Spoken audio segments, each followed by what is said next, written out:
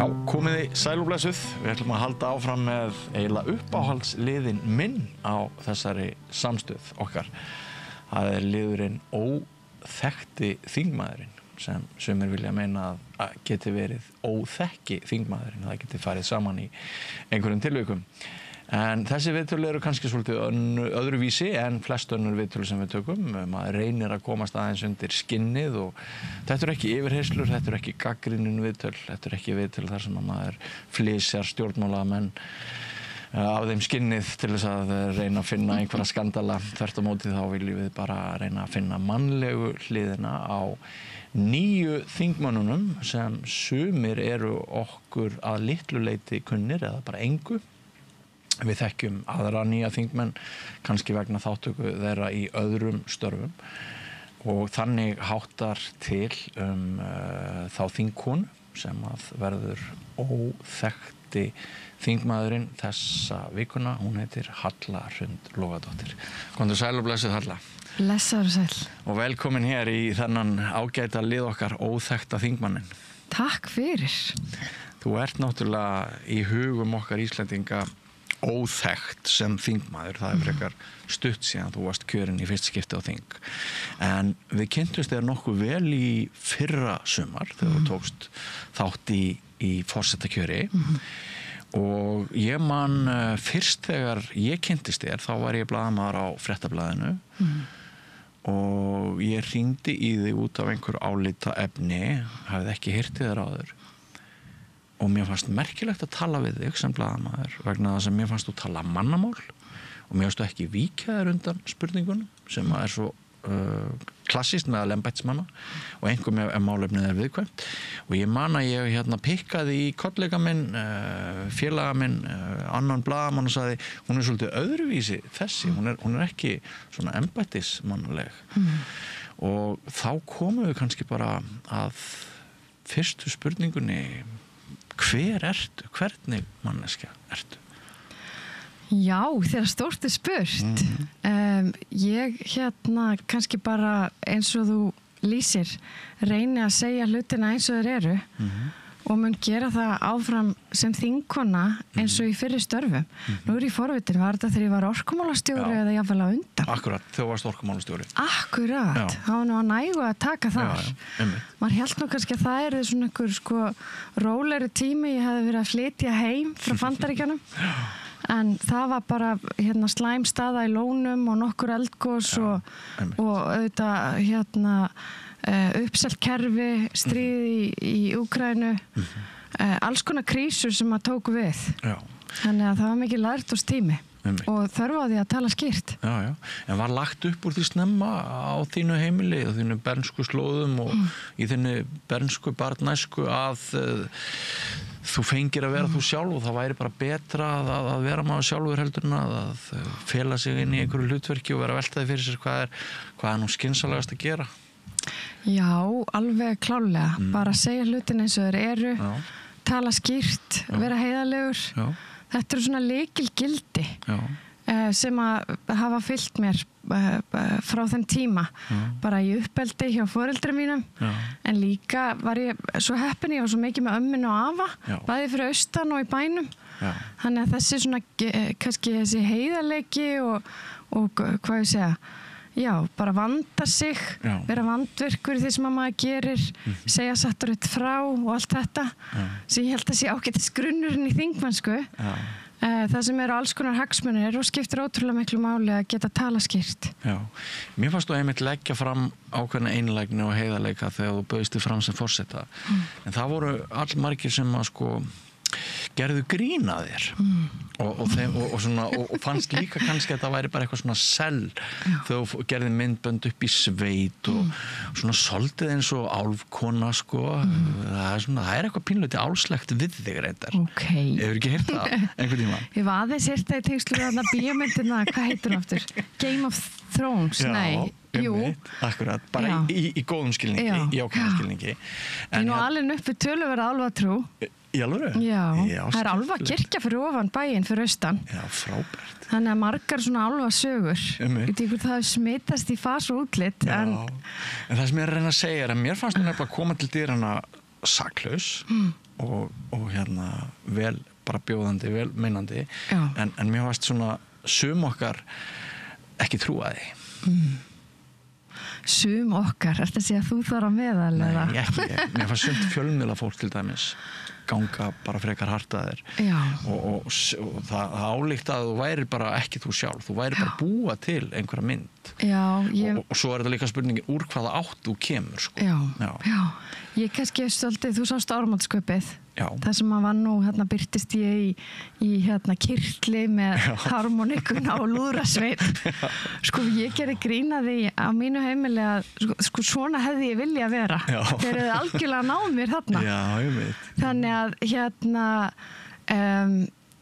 þessi auðvitað sko skiptir miklu máli bara í framboði yfirleitt eða og tala þegar þú stígur sko fram í svona stóra vegferð að bara þessi að koma fram eins og til dyrana eins og klæddur og þarna var ég bara kannski að deila sem svona minn bakgrunnur og mín sýn og hvaða mín gildi koma og þau koma auðvitað mikið úr sveitinni og líka eins og ég segi ég kannski svona smá gamaldags að því leiti að ég svo mikið alveg upp með og afa og það voru bara gildi sem ég hef nýtt mér í starfi í dag gildi þess að fara vel með hlutina bera virðingu fyrir landin okkar Ertu að japla á matvælum í ískápnum löngu eftir þau renna út að Nei, alls ekki en ég held ekki svo nýtin Nei, en svona ísboksin sko þú veist, þetta þessi fara vel með hlutina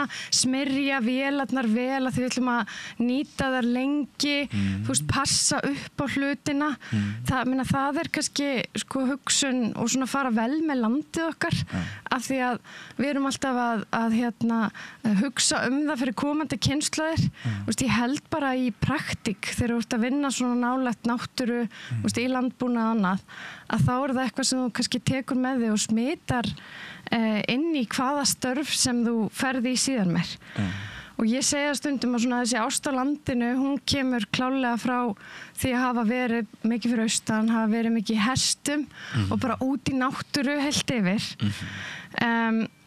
og síðan kannski svona þessi alþjóðlega reynsla og svona það ferðalega því ég hef þetta búið mikið erlendis og þar kannski kemur það sem að maður alltaf að spegla hvernig Íslands samfélag miða við Bandaríkin eða miða við Evrópu eða miða við Afríku og þá kannski kemur þessi sko áhugi og ástríða fyrir því hvað við eigum hér á landi og hvað við þurfum að passa upp á og það ástæðan fyrir því að ég á þingi í dag að ég veit hvaða verðmæti við eigum í auðlindunum okkar og samfélagi og ég vil passa upp á að við höldum í svona ákveðin gæði sem við eigum og eiginleika sem að svo auðvelt fyrir okkur líka að glutra niður En þetta sem sagt að þora að vera þú sjálf og svona treysta fólki og hérna það til marks að lífið hafi farið því mjúkum höndum og þú svona sért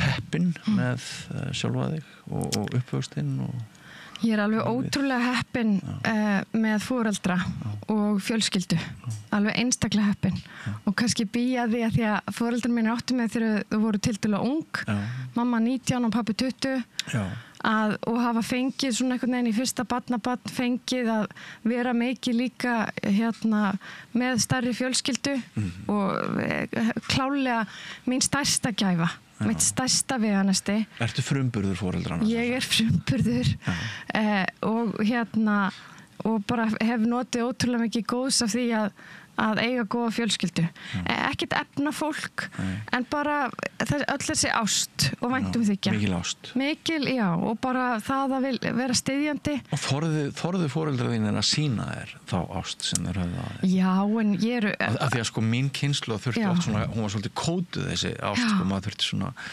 maður þurfti alltaf, sko ég líka alveg uppi bara mjög sterk gildi þess að hafa fyrir hlutunum og leggja sig fram og bara hérna mikla vinnusemi og það var ekki snemma langur vinnudagur og það var ekkert sko mikil smetið og það að sko vera fyrstur út í fjós eða koma síðastur inn þannig að það að skila góðu verki eitthvað sem að ég lærði snemma. Afi hérna í Reykjavík var kennari, var duglegur, hann var síðan bæði venjulegur kennari og líka smíðakennari. Þannig bara það að vera alltaf að sjá hlutina gerast og það kannski líka annað. Ég einhvern veginn ólst mikið fyrir það að þetta að láta verkin tala og kannski þegar þú ert að vinna mikið tengt sveitarstörfum eða líka eins og ég fekk mikið að fylgja og afa í bænum, þá ert alltaf að vinna í því að sjá eitthvað verða til. Fylgjast með afa, vera kannski teikningar og svo var hann að smíða þar og það var einhver afrakstur. Og ég held að þetta, að vilja sjá einhvern afrakstur sé eitthvað sem að kannski svona leiðarljós og eitthvað sem að mig langar núna að beita mig fyrir að þingi. En ef maður skjóta inn í þetta er sagt það sem að sviftir embættismenn ríkisins oft á tíðum geðheilsunni og bara alls konar starfsmenn hins opinbera að þú sérð ekki afrakstur verkaðina. Mál að þvælast fyrir í einhverju ferli árum saman. Héðinn Unnsteinsson sem hefur mikið rætt geðverndarmál, hann hefur lýst þessu svona úr ráðuneytunum. Að menn þú hlýtur að missa vitið þegar þú ert alltaf að brasa við eitthvað en þú sérð ekki afrakstur verkaðina, það klárast ekki. Þannig að ég skil mjög vel það sem þú ert að segja. En ég verð nú að segja að því ég nú verið embættismaður og ég hef tvisvar unnið fyrir ráðuneyti, annars vegar fyrir utanríkisráðuneytið og síðan ekki fyrir ráðuneyti heldur sem orkumálastjóri sem sagt hjá hinu opinbera að í bæði skiptin alveg hægt að gera ótrúlega margt og bara þó að það sé nú oft svona kannski neikvæð umræðan stjórnsýslu og annað. Þá séu stundum áraksturverkað. Meina til dæmis, við veittum leyfi fyrir fleiri megavött en hefði verið gert 10 árin á undan. Það eru auðvitað alls konar kærumál og allt þetta, en það var samt bara sterk liðsheild sem að vanna þeim verkefnum. Og þegar ég var í Brussel þá settum við á fót þetta á þeim tíma sem að það var verið að reyna að fá ferðamenn til Íslands. Þá settum við á fót menningarverkefni sem að var í raun og veru gert til að fá fólk til þess að heimsækja landið, markaðssetja íslenskar sjávarafurðir líka. Og það varð mikill afrakstur af þeim verkefnum. Þannig að mín reynsla kannski sú að alltaf ef þú nærða að stilla saman strengi með góðu fólki að þá þetta að gera ótrúlega hluti og það það sem að kannski minn drifkraftur að það að sjá eitthvað hluti gerast. En ég skil þessa sögur sveitinni mjög vel til dæmis þegar ég fer austur í Mývatnssveit sem Mývatnssveit, keyri þarna 400 kilometra komast þangað og svo fer ég að hugsa hvar ætla ég að leggja netin í kvöld í Mývatni. Svo ákveði hvar ég ætla að leggja netin, svo fer ég á næ netin, ég greiði netin og svo fer ég á athuga hvort það er bensín á vélinu og svona og svo sigli ég út og svo setja ég netin einhvers staðar og svo fer ég daginn eftir og ég veit netin og það nokkri fiskar og þeir eru búin að gera fiskunum og silungurinn komin í pottin eða pönnuna og ég borða hann svo þá ferlið hófst, ferlinu lauk og það alveg gríðarlega gott og gefandi og skapandi en stór hluti af vinnu okkar í dag hann einmitt ekki svona. En veistu, ég held þú sért að lýsa akkurat kjarna þess sem að við kannski glímum við í dag það að fólk ekki upplifað að það sé að leggja eitthvað mörkum sem að ég held að sé svona grunnurinn af því að bara líða vel sem einstaklingur að finna að þú skiptir máli, finna að þú sért að vinna einhverju sem hefur áhrif á samfélagið þitt og þetta bara í samhengi við bara andlega heilsu og líðan held ég að sé lykilmál bara að fólk finni með svona áþreifanlegum hætti því að ekki eins einhvern veginn að segja frá einhverju á samfélagsmiðlum eða pósta einhverju eins og að finna það að þú hafi gert þetta og jafnvel eins og þú ert að lýsa ég mynda mér að stundum sérstu með einhverjum þú ert í einhverju vinnu, þú veist, það svona eins og ég tengi við bara heiskap þannig að þú ert að áorka einhverju saman og það líka sem ég gleði í því að áorka einhverju saman. Dæmisagan þín heiskapinn í forstaframboðinu að gera hlutina saman.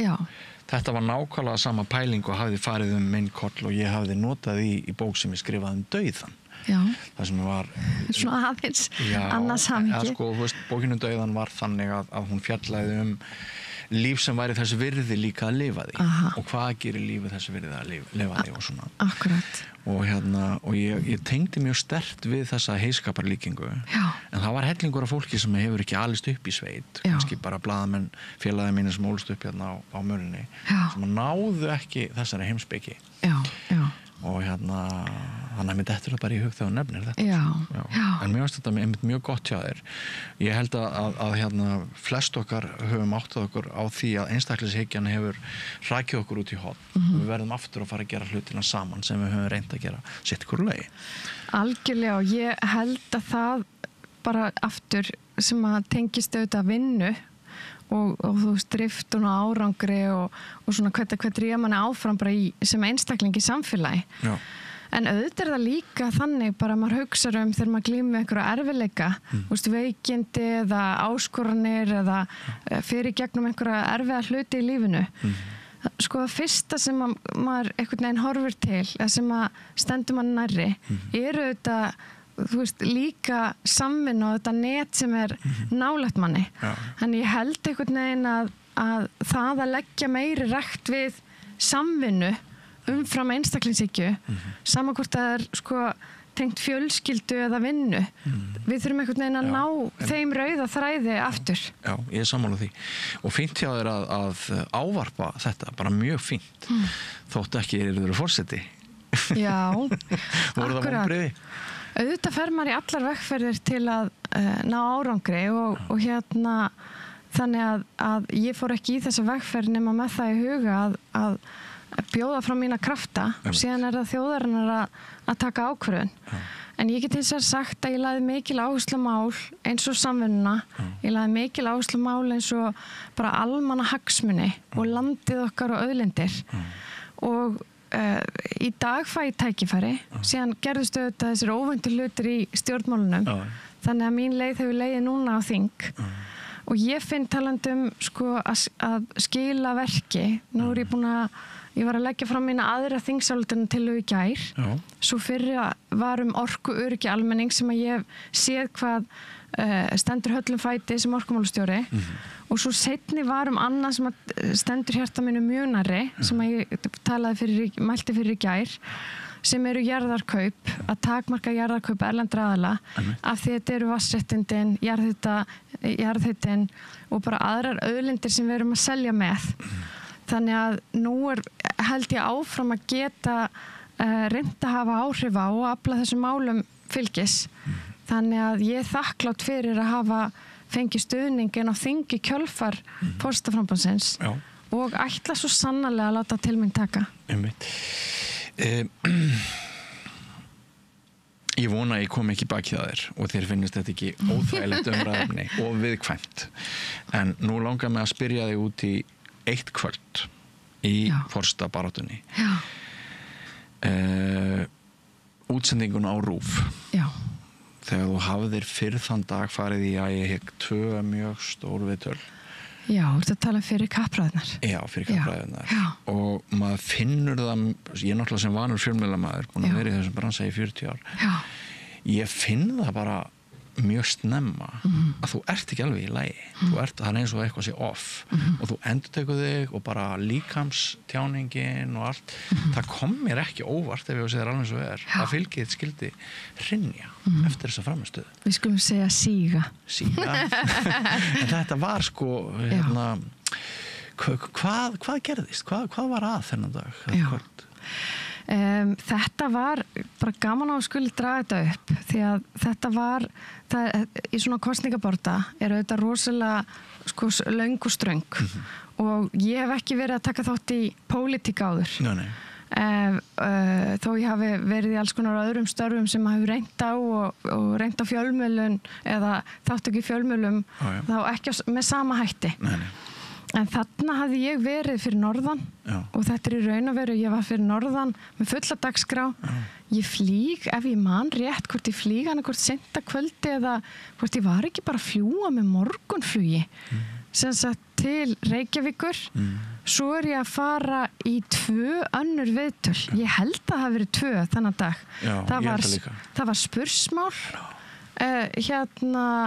á MBL sem nú aldrei svona á léttu nótunum og síðan var það Vísis pallborð og síðan var þetta 3. viðtalið. Brjálæðislega dagskrá fyrir mannesku með ekki meiri reynslu en þú á þessum tíma. Ég held bara fyrir hvert sem er. Þeir eru búin að vera með 12 tíma daga á undan og kemur síðan og þú ert auðvitað að vera í svona löngum viðtölum, löngum og ströngum eins og hér í dag. En það eru auðvitað bara krefst þess að þú sért útkvildur. Og ég bara var hreinlega orðin mjög þreytt í þessu 3. viðtali. Varstu alveg farin í lokin? Nei, ég var ekkert farin, alls ekki. Svo gerði ég líka, ég get ljóstra því upp. Af því að ég er nú alltaf ekki mikið fyrir að vera á mjög háum hælum. Nei. En þarna var ég eitthvað á einhverjum svakalum hælum sem að mér hefði verið ráðlagt að skipti mjög miklu máli að það var nú töluvert talað um skóna mína í þessum kosningabortum. Og þú sást kannski, svo lá leiðin, mér gekk nú mjög vel í spursmálsviðtalinu og mjög vel í vísisviðtalinu, en auðvitað horfðu bara fleiri á RÚV. Hvet allar að horfa á hin viðtölin sem eru ekki búnir að því. Og svo gekk mér bara vel í viðtalum eftir. Heldur ég hafi ekki bara verið á flatbotna, það sem eftir er. Þú varst á flatbotna sem eftir er. Já. Og þú þurftir að standa svo það sé áreitt. Þetta var líka, sem að er ákveðin lærdómi líka fyrir fjölmiðla. Við vorum 12 frambjóðendur. Og þetta var, vissi ekki, hvort við stóðum ekki 2,5 tíma. Já, þetta brjálaði. Þetta var alveg, ákveðin, list hvað það var þar. Þannig að lærdómurinn vera útkvildari og ég hefði sannarlega geta átt framistöðuna sem ég átti í spursmálum fyrir daginn. Þarna og þá vitum við ekki hvernig hlutinir hefði farið. Hvað hugsaðir þegar þú komst heim og þú vissir að þetta hefði ekki gengið vel? Hugsaðir með anskotin, ég er búin að klúðra þessu eða hvað hugsaðir? Ég hugsaði bara áfram með smjörið. Áfram með smjörið? Já. Þú ert svo týpa. Já, það er bara áfram með smjörið, Það er lífið líka. Ef það er eitthvað sem ég hef lært einhvern veginn að lífið eitthvað leið og stundum eru eitthvað sem gengur mjög vel og stundum eitthvað sem gengur illa en yfirleitt leiðir það eitthvað af sér og maður sér það aldrei nema maður fyrir að maður horfir stendur ykkur til staðar 5 eða 10 árum seinna og þú veist það er alls konar sögur sem ég á sem að maður hugsar nú er þetta bara búið og svo lengi sem að maður setur nefið í vindin sem var nú annað sem var ekki allir skildu kannski en þú veist að þá bara og vinnur úr hlutunum að þá hafa hlutinni tilhneigingu sérstaklega ef maður er í samvinnu við gott fólk á því að leysast einhvern veginn og svo þroskast maður og lærir eitthvað nýtt og verður betri manneskja. Ég elskaði Stormur sagði eina ben. Já. Þú tengir við það? Já, ég geri það. Ég geri það því að maður lærir ekkert í logninu. Það er nú bara þannig. Það eru þessir tímar þar sem að hlutirnir ganga ekki nógu vel. Ég var einmitt núna í Bandaríkjunum fyrir ekki svo löngu. Og var einhvern veginn að rifja það upp með kollega sem ég hafði unnið mikið með. Þegar ég var að reyna að fá ákveðið starf og fer á 3 fundi og mér er alltaf vísað á dyr. Og síðan eitthvað í 4. og 5. fer ég að sjá einhverja glufu og svo fæ ég einhvern lítinn samning sem að leiðir af sér eitthvað stærra. Og þetta er nú bara lítið dæmi eitthvað sem að gengur mjög illa til að byrja með en vex síðan síðar.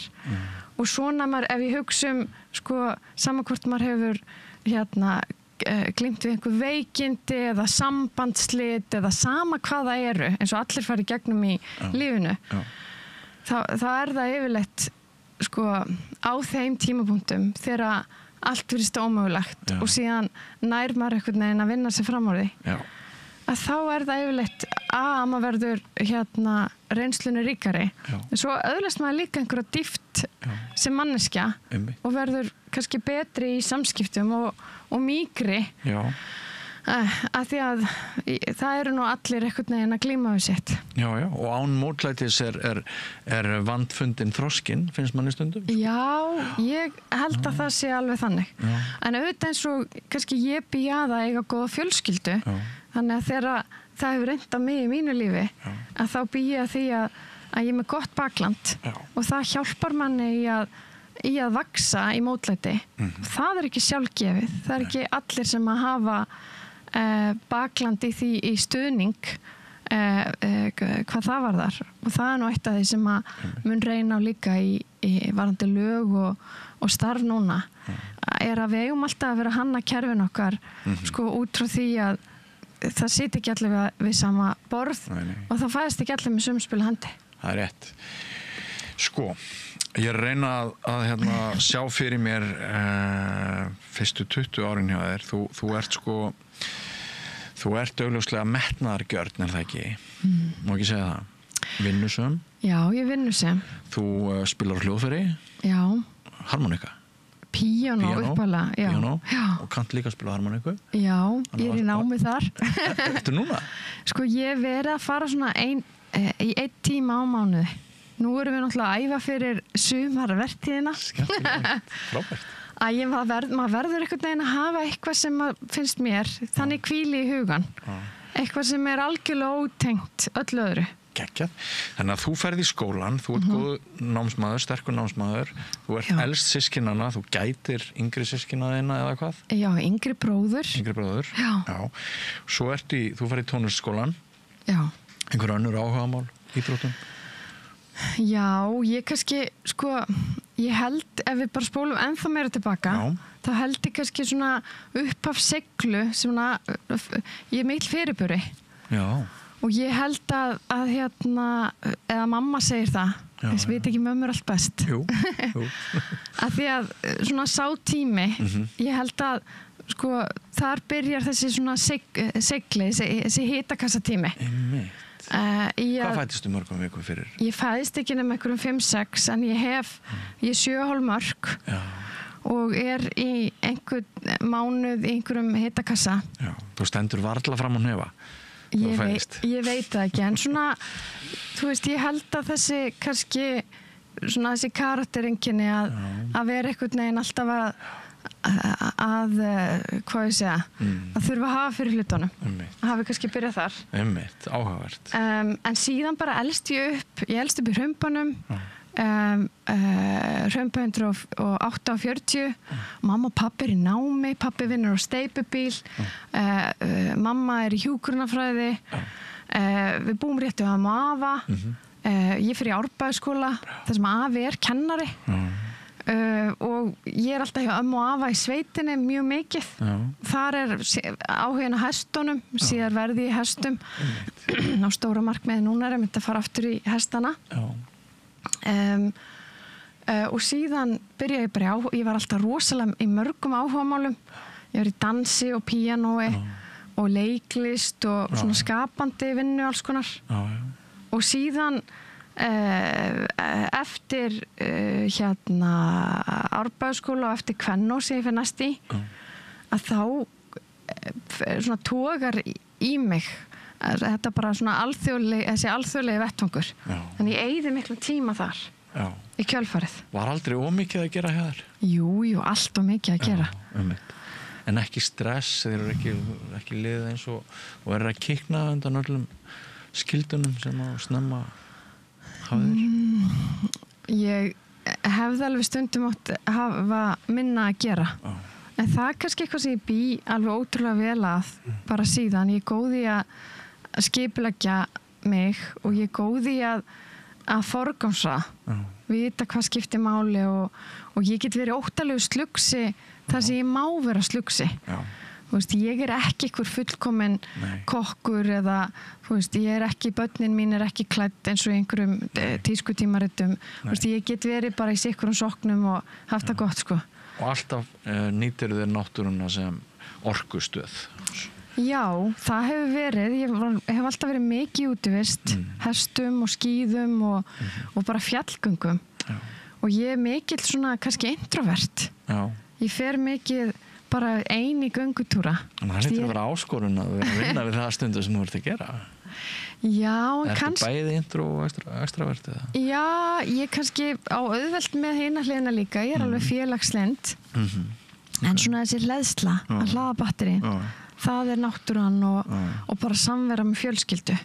Ég á þess að 2 yndislu stelpur og maka ársins að mínum mati eftir að hafa stutt mig í gegnum þetta allt saman. Við fengum aðeins að kynnast þessu fólki í kringum myndböndið þín og í gegnum Já. Þannig að en svo náttúrulega ég 12 ár tæp erlendis og það auðvitað aftur þú ert þá að ég fer í stjórnmálafræðina og svo fer ég 2 mastersnám bæði í Bandaríkjunum og líka Eitt var ekki nóg fyrir þig? Bara lífið einhvern veginn leiddi mig þangað. Var ekkert sem var planað að fara í einhverjar sko þegar ég byrjaði í háskólanum þá var það eina sem ég gat útilokað ég ætlaði alls ekki að verða ég ætlaði ekki að vera tannlæknir og allt þitt var opið allt þitt var sjálfur svo opið því að mér fannst það svona alltaf þröngt að vera einhvern veginn að vinna svona í sko tönnum allan daginn. Og varstu láða jafn vel fyrir þér að læra raungreinar og hugvísindi?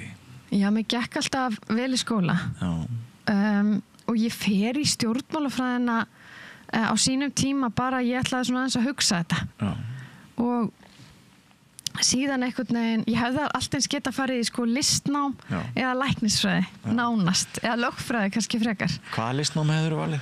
Ég hefði valið eitthvað svona kvikmyndagerð eða leiklist eða eitthvað svoleiðis. Og í hverju hefðirðu sérhæft þig í læknisfræðinni? Ég hefði kannski frekar farið í lögfræðina. Lögfræðina frekar? Já, allir hefði ekki þá verið, en mér langaði líka að vera ljósmóðir. Það svona, þú veist, þetta vera með fólki svona á þessum stóru stundum, eitthvað sem kallaði mig. Það er mikil birta yfir þessu öllu. Þú ert þú sækir í ljósið í þínum karriér og í þínum hugmyndum, ekki satt? Já, kannski þegar þú nefnir það var eitt sem ég hefði alveg getað séð fyrir mér líka þess vegna að vera prestur. Eitthvað svona þjónandi. Vera með fólki á bestu stundunum og erfiðustu stundunum. Og þannig líti ég líka á þingmennskuna. Ég að þjóna samfélaginu og þjóna ekki bara mínu kjördæmi, heldur bara gagnvart þeim vandamálum sem birtast hverju sinni. Og engin leið betri til að halda heitu hjarta en að þjóna? Nei, það allavega það sem að fær mitt hjarta til að slá hraðar. Og við höfum gleymt að ræða þetta í síðustu áratugi sko. Öll umræðan hefur verið á hið efnislega sem færir okkur ekki neitt inn í okkur og það að hjálpa öðrum og lifa fyrir aðra. Þessi umræða hefur ekki átt upp á pallborðið og hefur gert okkur pínlítið fátækari. Við höfum mistað af þessu. Já, ég get alveg tekið undir þetta og ég held við séum kannski smá svona krossgötum þarna. Ég held það líka, við séum aðeins að rofa til. Já, varðandi að leggja meiri áherslu á bara samheldni og svona samfélag. Er ekki það orðið? Þetta er dálítið bara, við erum bara hluti af samfélagi og það er hlutinir stækka ef maður að vinna með öðru. Það var á tímabili sem við útrýmdum orðum sem byrjuðu á sam og tókum upp orðaforða sem byrjaði á ein. Dálítið bandarist. Já, svolítið bandarist. Og ég kannski líka því að ég búið tvissar í Bandaríkjunum og þá maður svolítið að bera saman. Þar hefur sko þróunin verið miklu meira, saman hvort það er í viðskiptalífi eða í samfélagi ákveðnuleyti. Það er svona meira hver og einn sér sig. Og þeir eru svolítið að býta nálinu með það núna í stjórnarfarinu. Já, þeir eru sannarlega að gera það og þessi áhersla hefur líka birst í málefnum sem að mér er annt og hefur verið að vinna sem er bara eins og auðlindamál. Þetta snerist allt bara að græða peninga og þar eru vatnsréttindi til dæmis algengt að þau séu öll einkavædd og þá sko komið að því að það sé orðið erfitt jafnvel að nýta þau fyrir samfélagið og við erum nákvæmlega núna sem samfélag á Íslandi á krossgötum með þessa þætti.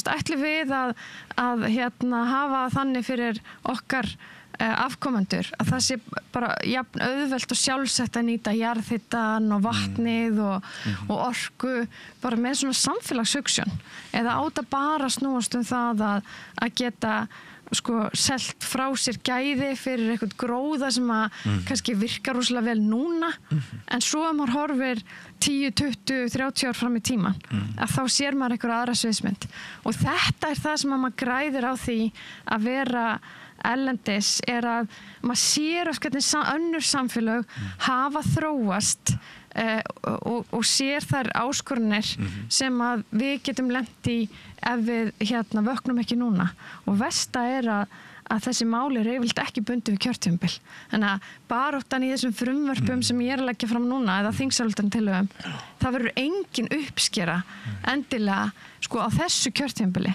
en ef við náum þeim í gegn að þá það eitthvað sem að framtíðar kynslóðir munu segja heyrðu, þetta var nú vel að verki staðið og ég held að okkur vanti dálítið þessa hugsun akkurat á þinginu. Já. Varstu ungað árum þegar þú varst ástfangin að manninum þínum í dag eða hvernig kom það til? Nei, ég var ekki svo unga árum. Nei. Ég kynnist Kristjáni eftir að ég flytt heim í annarskipti frá Bandaríkjunum. Og þú ert þá búin að vera þú varst í Harvard? Já.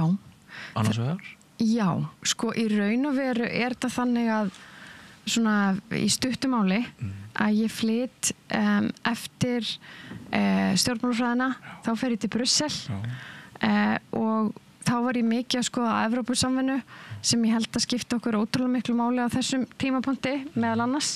Ertu að gera einhver loki? Nei, alls ekki. Okay. Ég held bara... Sleppum því. Nei, við getum alveg tekið. Ég mér ákveð til þess að halda mig við hitt fókusin á manninu þínum.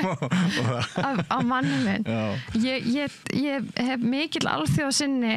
Ég held að sko, framtíð Ísland skiptir bara svo ótrúlega miklu máli að vera í góðum samskiptum við Evrópu og Bandaríkin og líka við Asíuríki og fleiri ríki sem eru að stækka og verða efnahagslega mikilvægari. En aftur á Kristjáni. Já, þú ferð þarna út, þú ferð til Brussel. Já, ég úti aftur í svona ég í Brussel og Tógó í Vestur-Afríku. Þar fæ nú áhugann á orkumálunum meðal annars. Einmitt. Og innviðunum, af því að það engir innviðir. Og svo kem ég heim eftir þessa svona fyrri lotu þegar ég er búin að vera á töluvert miklum flækingi og þá kynnist ég Kristjáni og ég hefði bara hitt hann einu sinni þegar ég hitt hann að labba yfir dansgólfið á þjóðhátíð í Eyjum og þá bara rekst ég einhvern mann ég á leiðinni bara svona yfir dansgólfið og hann snýr sig við og við höfum hist einu svona áður og við byrjuðum að dansa við erum alveg bæði elskum að dansa og síðan þá hefur dansinn dunað. Frábært. Þannig að þetta ekki, ég alveg orðin sko komin undir nánast, ég 30. Þú ert alveg 30? Ég er að verða, ég 29. Þú ert alveg miðaldra kona? Ég bara háöldruð.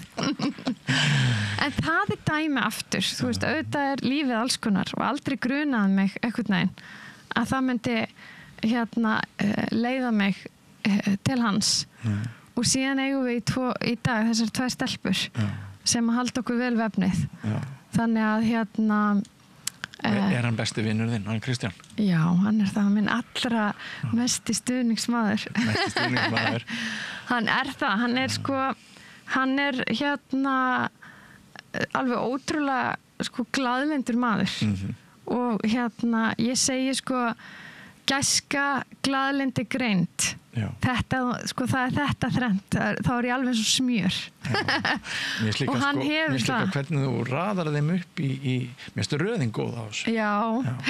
Byrja á gæskunni hann það svo sannarlega og bara sem lífsbyggi minna já, það nú það sem að sko heldur samfélagum saman það ég held það að sko leiða með hjarta en með skýrum huga. Það ekki þannig sem að við viljum hafa hlutina. Það alls konar djargon til. Það alls konar djargon til, en það allavega mín sko sýn, að kannski að flestir góður hlutir og hvernig maður tekur ákvarðanir. Ég held, sko, þó sé nú ekki að tala þingstörf og annað, að við erum að taka ákvarðanir út frá svona hjartalagi, þá vegnar okkur heilt yfir betur. Og mér vegnar svo sannlega betur með að hafa tekið ákvörðun út frá hjartalagi með því að eftir ég kynntist Kristjáni. Já, sagði hann aldrei við þig sko að því þú varst búin að fara í forsetaframboð og þú varst búin að expósa alla fjölskylduna, búin að draga hann og krakkana inn í þetta ferðalag sem lauk ekki með sigri eins og afa stemti upp að og svo þegar þú komst til hans og sagðir, heyrðu Kristján, ég var að spá ég fara aftur í framboð, sagði hann aldrei nei, það er komið gott. Nei, veistu, hann sagði það aldrei. Og þetta gerir svo fljótt auðvitað, sko, er það þannig bara að ríkisstjórnin springur. Og ég held ég að verið nýbúin að skella einhvern blaðamann og segja, ég ætla ekki að, þú veist, ræða það neitt, hvað ég ætla að fara að gera næst. Bara þegar ríkisstjórnin springur og allt er fullt og Kristján ellendis. Ég man ekki hvar hann var eitthvað staðar í einhverju vinnuferð og þannig að við áttum engin, sko, við gátum ekki setið yfir þessu í einhverja marga daga. En þá bara kom aftur á þessu, sko, af hverju þetta gera hlutina. Og það held ég að sé það mikilvægasta, og nú tala ég eftir framboðsárið mikla, að það er eins gott að þú vitir af hverju þú ert að gera hlutina.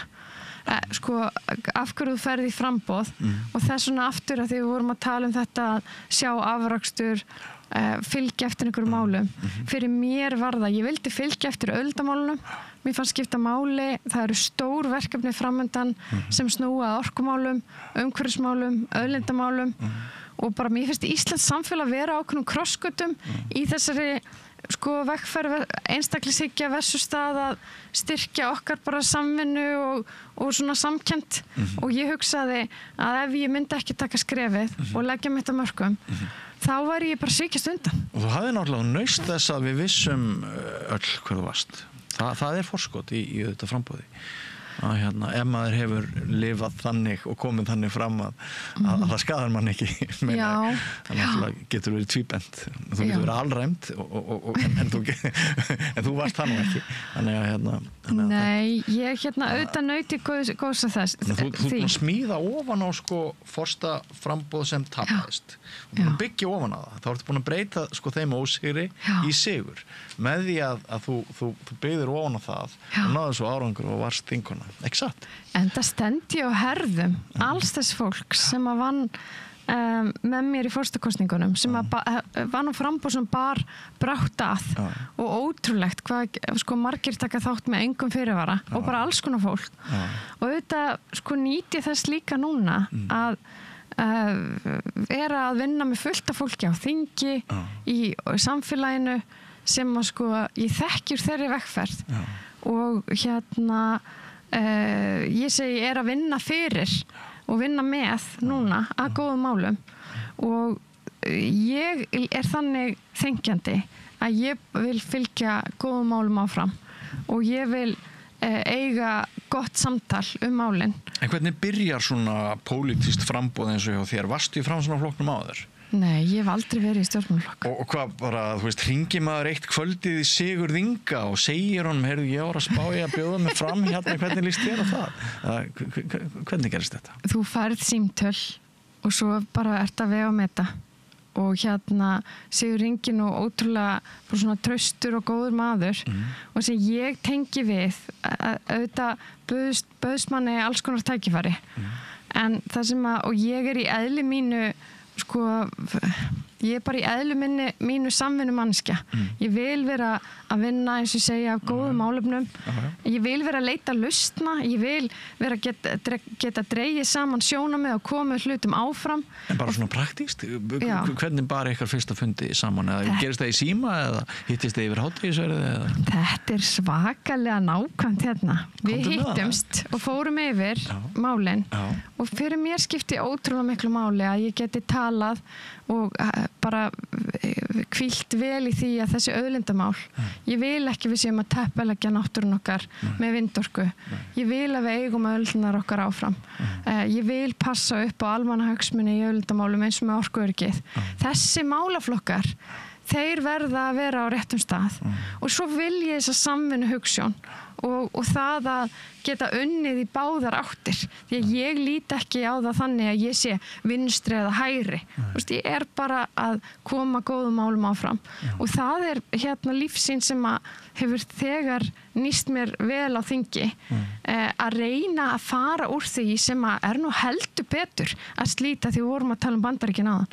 Þessi polarisering, að vera með eða móti þessu, frekar bara þetta eru viðfangsefnin, hérna ólíkar sýnir á þau, reynum að finna lausnir og það þannig sem að ég að vinna inn á þingi og auðvitað ég stjórnarandstöðu en ég hik ekki við að styðja góð mál sem koma frá ríkisstjórninni. Það mjög gott, ég vona að þú haldir þig við það sem að væri reyndar mjög sjaldgæft. Og hrósa þeim þingmenn sem að gera góða hluti. Svo betra bara að leggja til þær breytingar sem maður vill sjá. En ég get líka alveg sagt þér að í þeim málum sem að til dæmis ég nefnt hérna dæmi, menn ég líka mjög sterkar skoðanir á alþjóðamálum, menntamálum, að ég mér ekki teka við að draga línu í sandinn og berjast fyrir þeim. En ég til vera óþarfa að í okkar samfélagi að vera einhvern veginn sem stjórnarandstöðu þingmaður á móti öllu af því bara. Það ekki góð pólitík að mínum mati. Ég hef alveg tekið eftir þessu hjá þér. Þú ert örlát, þú ert ekki að flokka fólk sérstaklega eftir því hvort hann með þér í liðið eða ekki. Þú ert bara örlát típa. Ég tekið eftir því. Það gott hjá þér. Ég vona að halda því áfram. Stundum fara þingmenn svona stað, svo lokast þeir inn í bönkernum og það kemur upp svona kaldastríðstemning Já, ég ætla að það sé ekki líka eitt af því mikilvægasta að vera ekki bara í einhverjum, nú hafa þingflokksherbyggi verið mikið í umræðinni, að lokast ekki einhvern veginn inn í einhverjum bergmálshellum, heldur að vera bara duglegur að vera úti í samfélaginu og það líka annað að maður lærir ekkert jafn mikið og eins og þegar maður í samtali við fólk sem að takast á við áskoruna sem að maður að reyna að leysa og bestu lausnirnar verða ekki til inn á skrifstofu höllur hundar á Alþingi, þær verða til í samtali og svona samvinnu fólks á milli. Mér langar að spyrja músíkina í lífinu þínu. Já. Þú ert að taka harmoníkutíma og byrjaðar á píanó, segirðu. Já. Og hvernig músík hlustarðu mest? Ég hlusta á alls konar. Ég veit að var tölvöld lengi samkvæmstansi.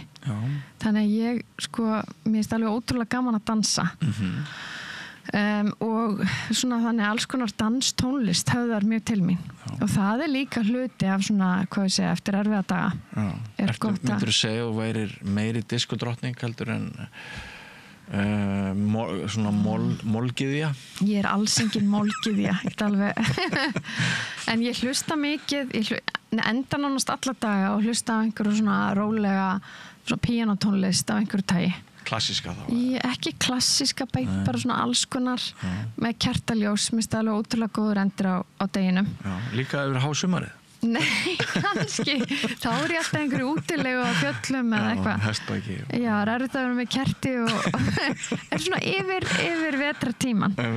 En svo hlusta ég bara mikið á alls konar íslenska tónlist. Ég frekar mikið alæta. Ég sagði nú frá því að ég tek Guns N' Roses í karaoke og eitthvað svona og því var svo mikið alltaf líka eina stelpan með strákunum í sveitinni og svona Hann er nú freka mikil aðleita en það sem ég að einbeita á mér að í harmoníkuspilinu eru bara sönglög. Af því að ég veit ekkert skemmtilegra en að syngja í góðra vinahópi.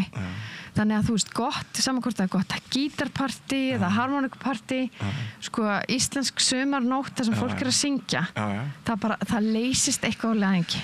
Já, sko það rifjast bara upp fyrir mér til dæmis 9. áratugur síðustu aldar, sko. Þegar maður var í sumarvinnu og hvert einasta kvöld það bara endaði með gítar og hópsöng, stundum út í náttúrunni, stundum inn í einhverju herbergi. Þetta er nú eitt af þessum bræddi mig við hann Kristján. Af því að hann er svo góður að gíta og hann hefur gítar og hefur fallað söngrödd. Þannig að það alveg bræddi mig. Þannig að ég er náttúrulega hluti af dúett í harmoníkunni. Ég er með Örnu vinkonu minni. Hún hefur verið með mér í eiginlega öllum ferðalögum, svona skapandi ferðalögum. Við gerðum stuttmynd saman.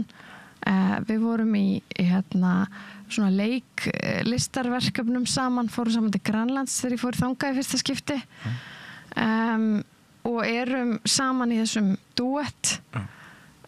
Þannig að það er líka sko maður manns gaman. Það væri ekkert gaman að vera standi í þessu ein sko. Nei, en með henni og ég er með sko frábæran harmoníkukennara Sigur Alfons sem sko gerur okkur alltaf betri að hann spilar með þá sko er eins og við séum 10 sinnum betri en við raunverulega erum. Þetta hljómar allt saman mjög vel en er ekki svolítið snúið að muna fólk, muna andlit þeirra sem hafa hitt þig, muna nöfn hvaðan kemur að nú ertu komin á stöðu bara þegar þú ferð út í búð ferð út í bónus þá myndu mögulega svona 3, 5, kannski 10 sem eru svona aðeins að sína er að þú ættir kannski pínlítið að kannast við þá hvernig fer maður að því að muna allt þetta fólk og hvaðan fólk kemur og nöfnina og þessu og svona sko, maður manna náttúrulega bara alls ekki alltaf, bara þannig að það sé sagt þannig að það sé sagt en ég er mjög glögg á andlit og ég er kannski ekki alltaf best með nöfnin en ég man sögurnar og svona hvar ég hitti fólk vel. Ertu með einhverja sérstaka tækni? Eitthvað sem þú lært á námskeiði? Nei, ég er það ekki. Ég hef heyrt af alls konar eitthvað endurtaka þrísar í huganum eitthvað svona. Vistu, ég ætla bara að leyfa mér að segja aftur að ef það er maður á eitthvað gott samtal við eitthvað sko þá það kemur eitthvað upp, eitthvað tenging eða eitthvað svona, þá er það yfirleitt nóg til maður svona muni, þegar kemur að því. En ég get alveg sagt að þetta var eitt af því skrýtnasta eftir sko síðasta sumar, af því að mér finnst allt öðru fyrir að vera sko í fjölmiðlum tengt málefnum, af því ég er svo málefnadrifin, en mér fannst pínlítið skrýtið að vera eitthvað bara út í bakari. En mér þykir bara í dag þykir mér ótrúlega sko vænt það og kannski koma sko bestu hugmyndirnar er bara það að fólk gefur sér að tala við mig. Þú ert að einhverju leyti í almanna eigu á meðan þú ert í þessari þjónustu. En ég er líka í almanna þjónustu og þannig að mér þykir bara vænt það að fólk sé til í að segja heyrðu, þetta brennur á mér og þannig oft verða líka til verkefnin eða ég enda á að fara í heimsókn eitthvað að því einhver býður mér bara hreinlega út í bakari. Þetta er eins með okkur fjölmiðlafólk að almenningur er alltaf að pikka í okkur og ef maður ætlaði að væli yfir því þá væri maður líka að gleyma því að mörg af bestu fréttaskotunum og hugmyndunum fyrir hinn og þessa fjölmiðlavinnu sem maður þarf að sinna þau koma einmitt bara frá einhverju sem pikkar í þig út í bónus það verður lítið í fréttum Þú varstu búin að heyra það að veistu má ég hringi þig, hver er símiðin og svo koma bara fréttaskotin og alls konar upplýsingar sem að samfélagi þarf að vita. Akkurat. Akkurat. Við höfum verið kannski svolítið við verið svolítið frekjur við höfum verið að væla undan göllunum sem fylgja störfum okkar en við erum ekki nú flink að átt okkur á að það er önnur hlið og það eru allir kostirnir og stundum er bara svona einhver lína þarna á milli Já, ég held auðvitað ég held að sé